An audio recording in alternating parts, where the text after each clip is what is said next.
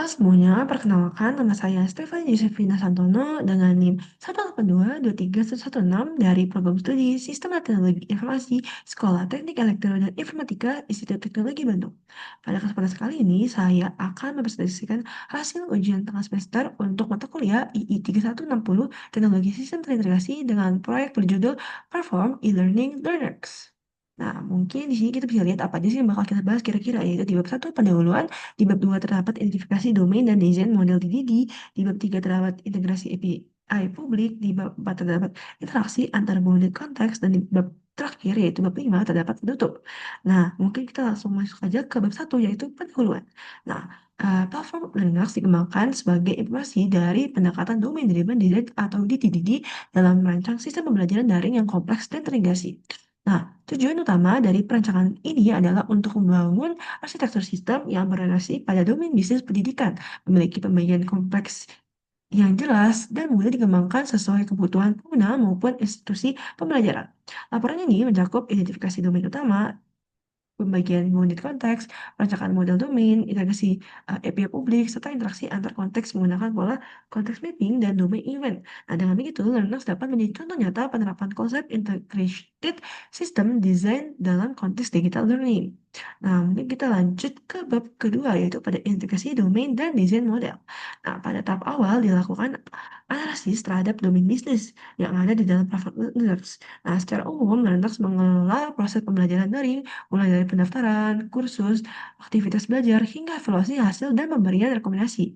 Nah, pada tabel 2.2 ini dalam laporan menjelaskan analisis perbandingan 6 domain utama, yaitu first enrollment, user management, learning tracking, recommendation, feedback and review, dan learning record. Nah, jadi mungkin bisa dilihat juga dari hasil penilaiannya. Apa sih hasilnya? Nah, hasil analisis menunjukkan bahwa course enrollment menempati posisi tertinggi karena memiliki nilai bisnis tertinggi dan kompleksitas logika paling tinggi, serta menjadi penghubung utama antar domain lain. Oleh karena itu, domain ini terbuka sebagai core domain dari platform Yandex. Nah, mungkin selanjutnya kita bahas pada 2.3. Nah, ini menjelaskan pembagian 6 buah konteks lengkap dengan deskripsi dan batas tanggung jawabnya. Setiap konteks seperti learning tracking atau feedback and review hanya berfokus pada proses bisnis sendiri agar sistem tetap modular dan terhindar dari overload fungsi. Komunikasi antar konteks dilakukan melalui mekanisme terkontrol seperti domain events atau open host service. Kita mungkin lanjut ke gambar 2.4 nih. Nah, di gambar 2.4 ini domain model menampilkan hubungan antara entitas utama dalam sistem. Di sini entitas user terhubung ke course melalui enrollment yang memicu pembuatan progress dan learning record.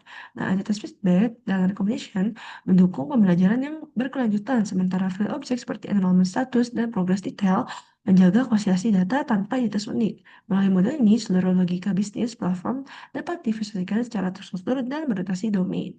Nah, mungkin kita lanjut ke refleksi penerapan dari DDD. Nah, dalam penerapan DDD terdapat 4 manfaat utama yang diidentifikasi, yaitu pertama, fokus pengembangan pada nilai bisnis inti. Kedua, arsitektur modular yang memungkinkan decoupling antara komponen. Yang ketiga, model domain yang konsisten dan akurat. Dan yang keempat, integrasi data yang kuat. Namun, terdapat juga tantangan seperti learning curve yang curam, kebutuhan kolaborasi intensif dengan domain expert, serta kompleksitas infrastruktur saat mengimplementasikan domain event secara asinkron. Nah, ini mungkin masuk ke eh, apa sih tantangan yang dihadapi. Nah, mungkin kita lanjut ke bab ketiga, yaitu integrasi API publik. Nah, Platform adalah merupakan 3 API publik utama untuk mendukung proses bisnisnya, yaitu yang pertama di Google Calendar API untuk sinkronisasi jadwal, kursus, dan pengingat kegiatan belajar. Lalu yang kedua yaitu YouTube Data API untuk menampilkan video pembelajaran langsung di dalam platform.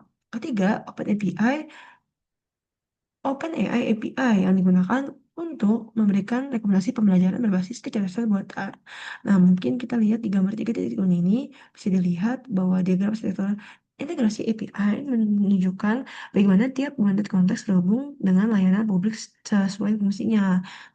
Enrollment service berinteraksi dengan Google Calendar, tracker service terhubung ke YouTube Data API, dan recommendation service terhubung dengan OpenAI API. Sini menjaga sistem tetap modular dan efisien tanpa saling bergantung secara langsung. Nah, selanjutnya API dokumentasi Linux menggunakan sertifikasi Open API versi 3.0.3 untuk memastikan Para interoperabilitas antara front end dan back end. Nah, dalam YAML dokumentasi, mungkin bisa di sini, step endpoint itu didefinisikan lengkap dengan metode request body dan response struktur. Mungkin langsung ke tabelnya aja. Mungkin sebagai contoh, endpoint yang out regis digunakan untuk register pengguna baru, enrollment untuk mendaftarkan peserta ke kursus, dan tracking progress untuk memantau serta memperbarui proses belajar. Nah, lanjut mungkin kalau misalnya kalian bisa lihat di tabel ini, itu untuk merangkum seluruh endpoint beserta metode dan fungsinya. Dengan adanya dokumentasi ini, integrasi antar layanan menjadi lebih mudah, cepat, dan konsisten. Nah, mungkin kita lanjut ke bab selanjutnya, yaitu di bab 4. Nah, Learners itu memiliki 6 body konteks yang saling terhubung, yaitu terdapat course enrollment, learning tracking, learning record, recommendation, feedback, dan review, serta user management. Nah, mungkin kita lihat di diagram sini, jaga interaksi utama antara bounded konteks dalam Linux. Nah, diagram ini memperlihatkan keseluruhan aliran data antar konteks. Dari sini terlihat bahwa Cruise Enrollment menjadi pusat interaksi utama karena berhubungan langsung dengan proses pendaftaran dan progres belajar. Nah, mungkin kalau di sequence diagram ini bisa dilihat bahwa alur posisi ketika pengguna mendaftar kursus itu pendaftaran berhasil nih. Nah, sistem mempublikasikan event enrollment registered yang kemudian dikonsumsi oleh tracking service untuk membuat catatan progres awal. Nah, proses ini otomatis dan tidak memerlukan intervensi manual. Nah, mungkin lanjut ke konteks mapping diagram. Nah, untuk hubungan antar konteks digunakan pola open host service. Nah, dalam pola ini, anonymous service bertindak sebagai host yang menyediakan API publik, sedangkan tracking service sebagai customer yang memanfaatkan event tersebut. Nah, pola ini menjaga keterpisahan tanggung jawab dan mendukung skalabilitas sistem. Nah, terakhir, domain event enrollment registered nih. Itu membawa data penting seperti ID pendaftar, ID pengguna, ID kursus, dan tanggal pendaftar. Dan status awal event ini memastikan komunikasi antar eh, konteks berjalan secara asinkron dan konsisten.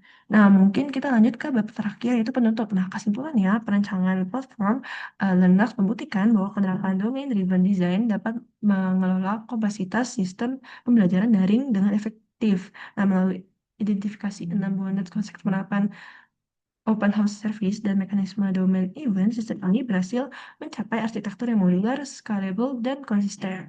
Nah, kedepannya Linux dapat dikembangkan lebih lanjut dengan penerapan message broker untuk mengelola event real time, serta peningkatan personalisasi pembelajaran melalui analisis data pada learning record dan recommendation context. Nah, dengan langkah ini, Linux dapat menjadi platform pembelajaran digital yang efisien, adaptif, dan berorientasi pada pengalaman pengguna. Nah, mungkin itu demikian presentasi saya mengenai platform e-learning Linux sebagai hasil perencanaan mid semester examination untuk mata kuliah II 3160 Teknologi Sistem Terintegrasi. Nah, mungkin terima kasih atas perhatiannya.